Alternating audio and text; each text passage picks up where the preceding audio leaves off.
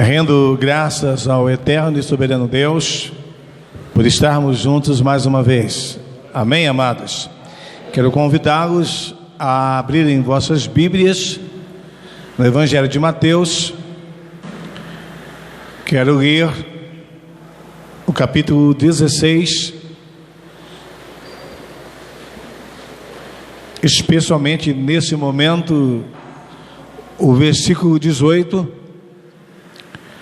Mateus, capítulo 16, versículo 18. Os irmãos acharam? Amém, queridos?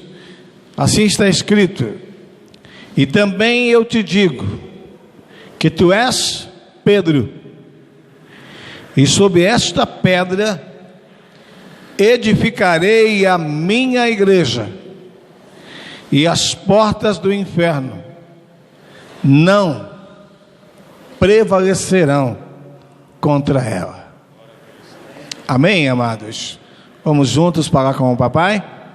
Eterno Deus e Pai, em o nome de Jesus Cristo, o teu Filho, o único mediador entre nós e a tua pessoa, nós estamos nessa manhã, nessa casa de oração, para juntos louvarmos, exaltarmos, engrandecermos e adorarmos a Ti, ó Pai, reconhecendo Tua soberania sobre tudo e todos.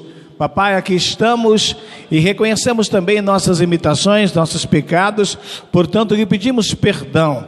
Aceite-nos, ó Deus, diante da Tua presença, que o Teu nome seja exaltado e que cada vida nesse lugar seja edificada em nome de Jesus. Amém? Sente, irmãos, por favor. Mais uma vez, a paz do Senhor. Antes de adentrarmos a palavra, agradeço a Deus mais uma vez. Agradeço também ao convite que foi me feito, ao missionário Alain, que aceitou essa proposta que foi feita pela igreja. E quero dizer aos irmãos que não tenho palavras para expressar a minha gratidão por estar com vocês de novo. É bom demais poder revê-los e saber que mesmo em nossas imitações, a obra de Deus ela segue em frente. Amém, igreja? Gratidão é o tema dessa meditação nessa manhã. Gratidão. E eu gostaria que você prestasse muita atenção, pois de uma forma bastante objetiva, tem tudo a ver com o momento que estamos vivendo aqui. Só que talvez você pergunte, pastor, o que tem a ver esse versículo que você acabou de ler com a palavra gratidão? Uma das coisas mais importantes sobre a igreja, irmãos, é nós entendermos quando que a igreja foi iniciada, ou a partir de que momento ela foi projetada. Quando Deus projetou a igreja? Abra Pedro, por favor. Primeira carta.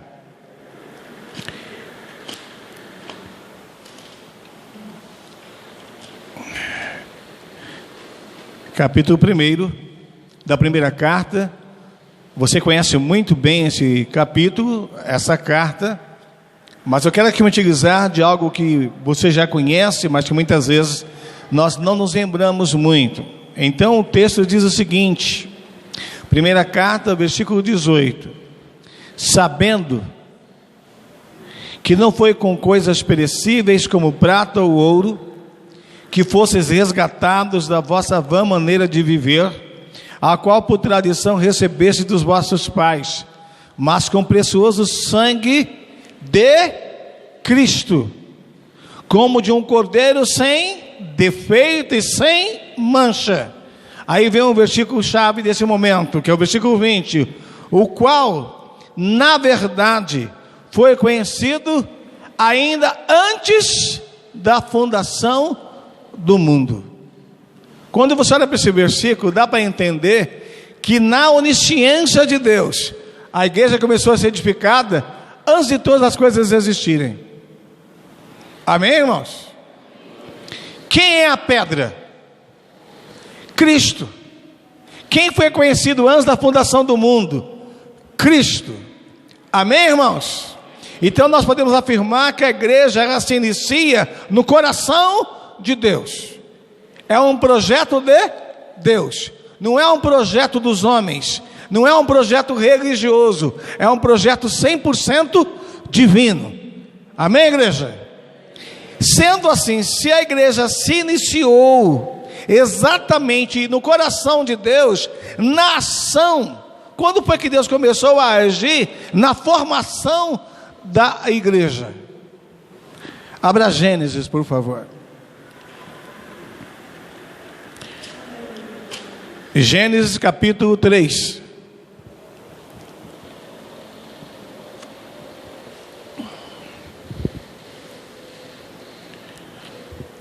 Observe bem um texto que você conhece bem e veja um ponto importante sobre a formação da igreja.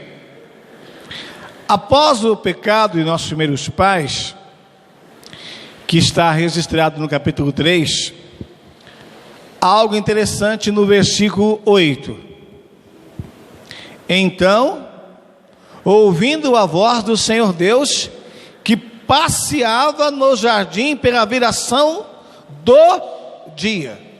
Presta atenção nisso. Esse versículo não mostra algo que Deus começou a fazer, mas algo que Deus já fazia. Amém, irmãos?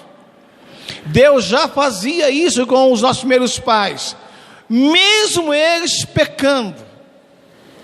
E ao ouvir a voz de Deus, tendo medo de Deus, presta atenção nisso, por favor. Mesmo eles pecando, o pecado não mudou a ação de Deus para com o homem. Deus continuou agindo de uma forma comum, natural, algo que faz parte da natureza de Deus. Você percebe que nem mesmo o pecado impediu naquele momento que Deus passeasse no jardim. Mas o problema está na sequência do texto. O versículo vai dizer o seguinte: o homem e sua mulher esconderam-se da presença do Senhor Deus entre as árvores do jardim. Aqui mostra que Deus se fez presente, mantendo o seu caráter, mas o pecado faz o homem tentar se esconder de Deus. O pecado fez o homem tentar se esconder de Deus. Portanto, aí vem o versículo 9.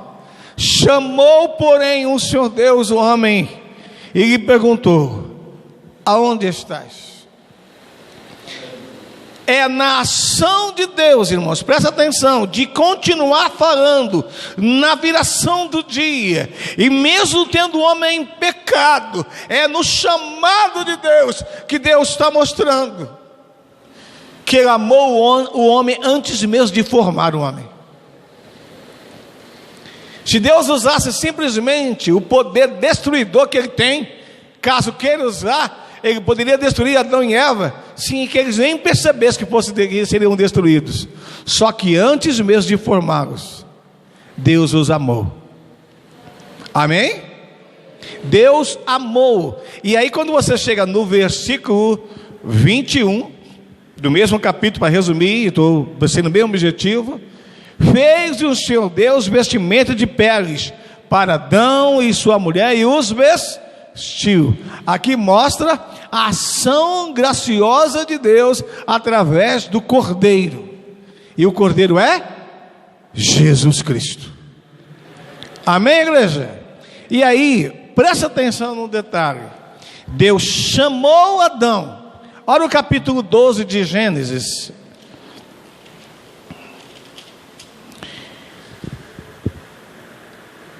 Versículo 1. Ora, o Senhor disse a Abraão: sai.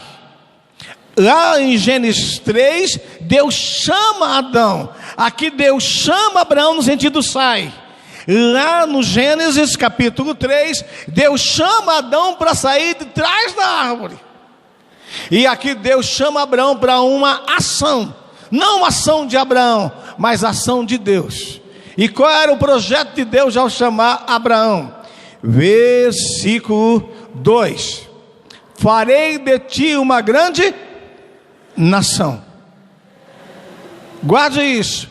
Lá no Éden Deus chama Abraão, ou seja, Adão. Lá no Éden Deus revela a graça. Lá no Éden Deus revela o Cristo. E quando Deus chama Abraão, Deus chama Abraão e diz: ó, vou fazer de você uma grande nação. Sabe o que é isso? Deus estava edificando a igreja. Deus estava edificando a igreja. Abra Mateus, por favor. Mateus 4.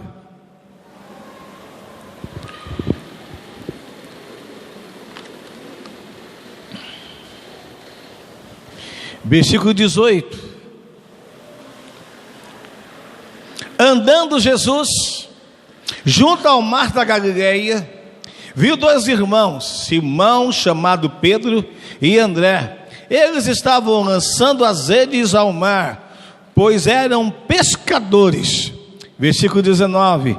Disse-lhes Jesus: vinde após mim, e eu vos farei pescadores de homens. O que Deus estava fazendo? Ele estava chamando André, chamando esses homens, chamando André, chamando Pedro, esses homens para edificar a igreja. Esses homens não seriam uma edificação. Quem edifica é o Senhor com o chamado. Deus chama para realizar a obra. Abra o capítulo 14 de Mateus, por favor. Apesar do chamado que Deus nos dá, que Deus proporciona a nós pela graça, e eu quero utilizar Mateus 14, e aí sem entrar no contexto do texto, assim está escrito no capítulo 14 de Mateus, versículo 28. Respondeu-lhe Pedro: Senhor, se és tu, manda-me ir ter contigo sobre as águas. Aí o que disse Jesus no versículo 29? E ele disse: vem. Quando Pedro, irmãos, obedece à voz de Cristo, ele vai viver uma experiência sobrenatural. E qual é a experiência? Andar sobre as águas. Nenhum homem poderia viver essa experiência. Mas por que Pedro andou? Porque ele andou sobre a palavra. Ele estava baseado no chamado de Cristo. Só que o texto continua dizendo o seguinte, olha lá o versículo. O versículo diz assim, olha: e Pedro, descendo do barco, andou sobre as águas para ir ter com Jesus.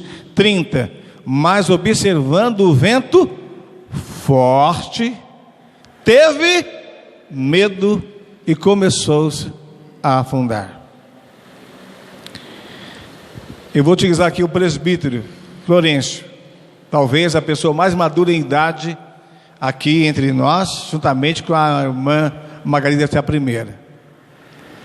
Quando olho para esse homem, olho para a irmã Margarida, e olho, por exemplo, para o missionário Alain, são etapas diferentes da vida.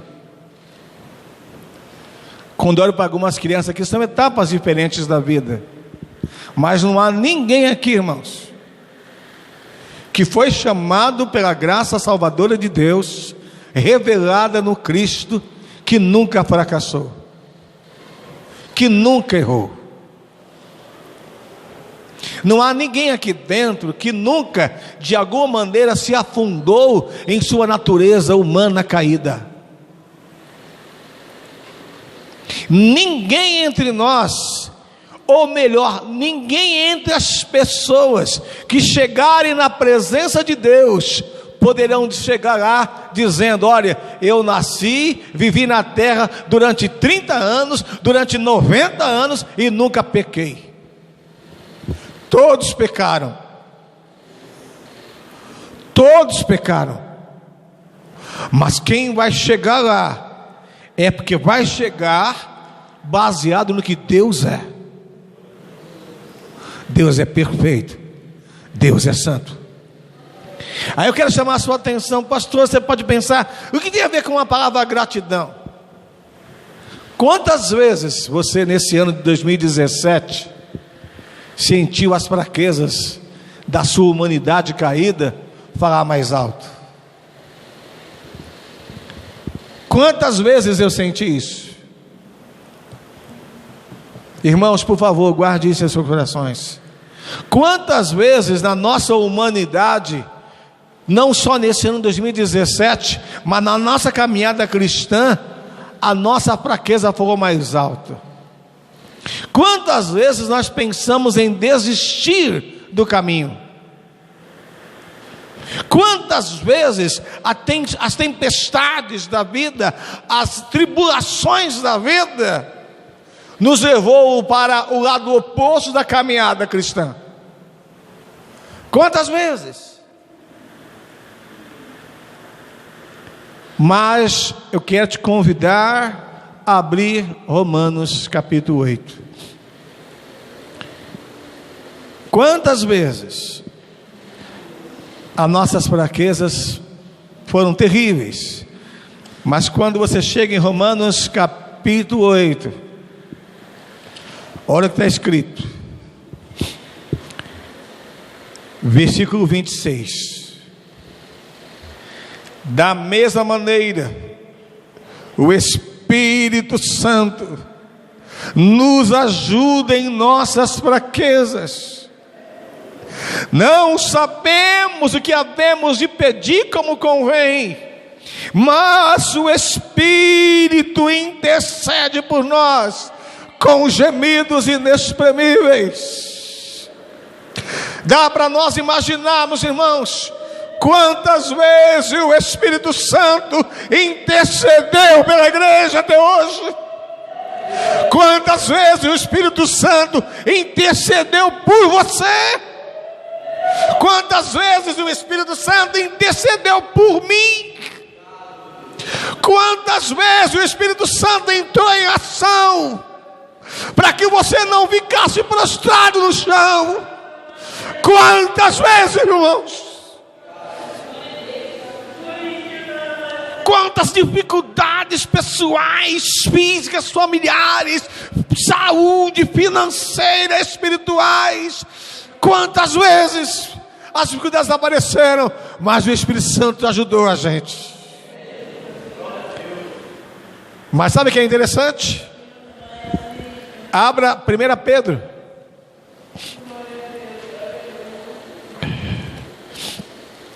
Capítulo 1, ou melhor, capítulo 5 da primeira carta de Pedro.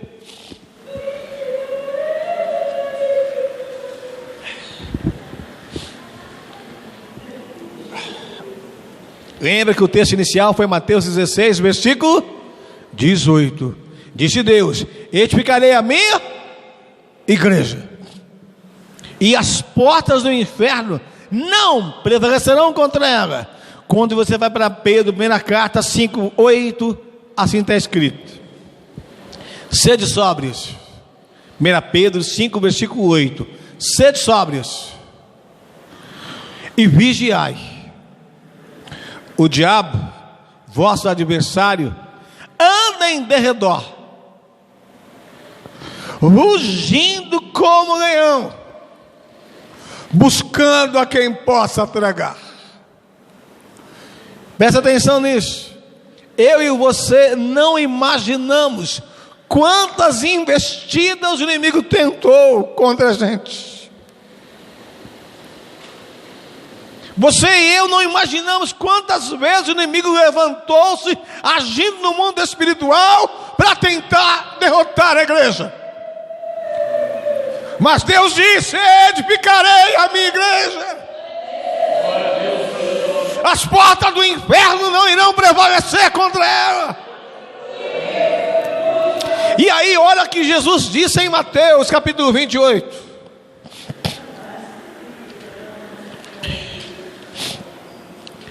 Jesus disse o seguinte para a primeira fase da igreja, quando olha para a fase após os discípulos.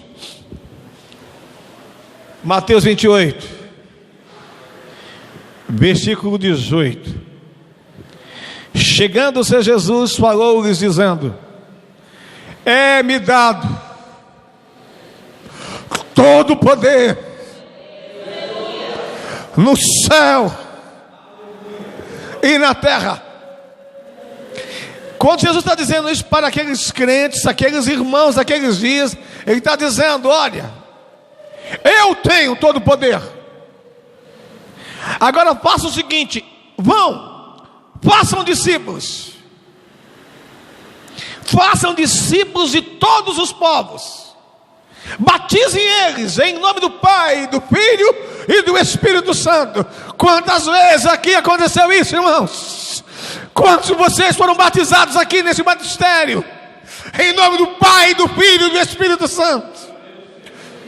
Mas mesmo sendo batizado aqui nesse batistério, quantas vezes as suas fraquezas se levantaram? Quantas vezes você achou que estava só?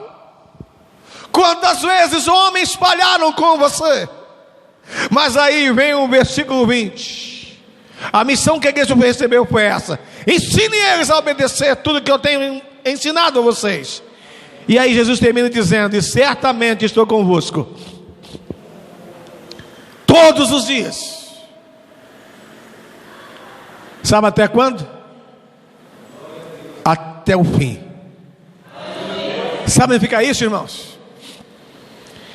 As tempestades que passaram de hoje para trás não derrubaram você, não porque você é fiel, santo, perfeitinho. Não venceram você porque o seu Deus é fiel, santo e perfeito. Não venceram você porque Ele esteve com você todos os dias. Não venceram você porque o Espírito Santo foi enviado para você. E aí, presta atenção. Estamos hoje no dia 3 de dezembro.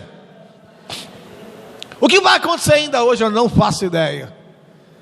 O que vai acontecer daqui para frente também eu não faço ideia. Eu não sei quantas tempestades virão, quantas lutas se levantarão, quantas lágrimas você vai derramar, mas tenha certeza, no amanhã Deus já garantiu a você a vitória.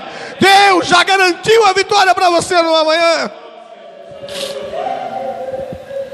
A sua vitória é garantida, não é uma possibilidade de vitória. Aí você fala: então eu posso ficar tranquilo? Não. Você não pode ficar tranquilo no sentido de não fazer nada, mas você deve manter o seu foco em Cristo. Você deve manter o seu foco em Cristo. E quando a sua fraqueza parecer mais forte que a tua força, quando você começar a se afundar, faça o que Pedro fez. O que foi que Pedro fez quando começou a se afundar? Volta aí Mateus, por favor, 14.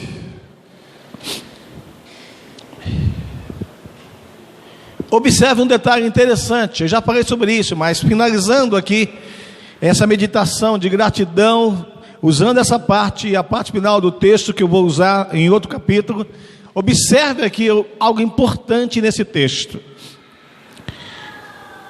Amém, amados? Mateus 14, 29. E ele disse: vem. E Pedro, descendo do barco, andou sobre as águas para ir ter com Jesus. Mas observando o vento forte, teve medo e começou a afundar-se. Clamou: Senhor, salva-me. Quando Pedro clama, irmãos, olha o que acontece no versículo 21. Imediatamente Jesus correu 10 metros. É isso que está escrito aí no texto? Jesus estendeu a mão. Sabe o que é isso? Jesus estava pertinho de Pedro e Pedro pertinho de Jesus. E mesmo assim Pedro se afundou. Por que Pedro se afundou estando pertinho de Jesus? Porque Pedro olhou para o vento. Por que Pedro não morreu? Porque clamou ao Senhor, que é autoridade sobre os ventos.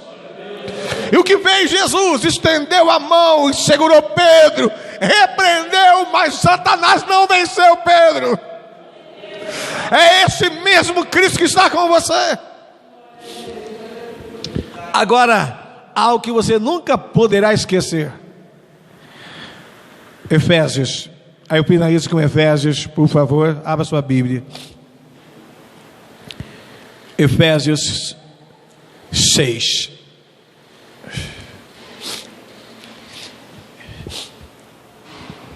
Efésios 6. Na maioria das vezes a gente dá muita ênfase à armadura, e não pode esquecer da armadura. E aí eu resumo um pouco o texto. No capítulo 6, versículo 10 da carta de Paulo aos Efésios, toda a questão da armadura, de alguma forma aparece do versículo 11 até o versículo 17.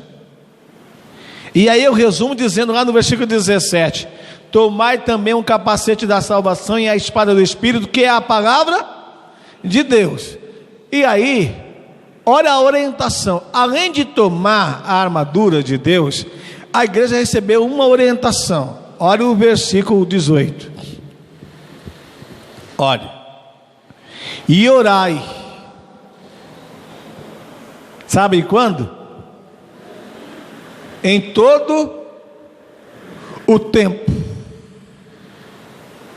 com toda oração e súplica no Espírito, vigiai nisso, com toda perseverança e súplica. Sabe por quem?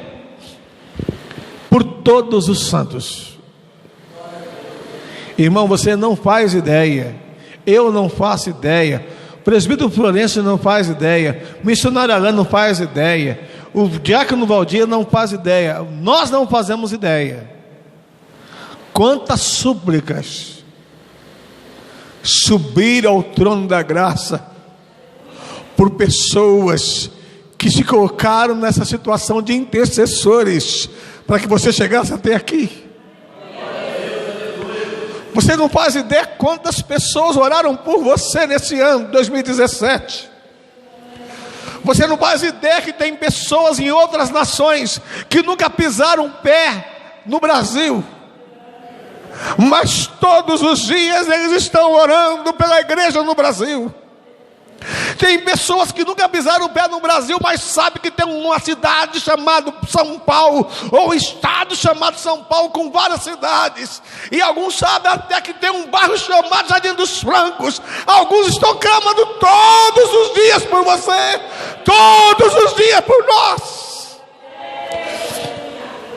E nessa unidade da oração dos santos, com o gemido do Espírito Santo, e na certeza de que Deus está conosco, chegamos até aqui. Sendo assim, em tudo dai graça, porque essa é a vontade de Deus em Cristo Jesus para convosco. Agradeça. Agradeça. Se você chegou até aqui, é porque Deus é bom. Amém.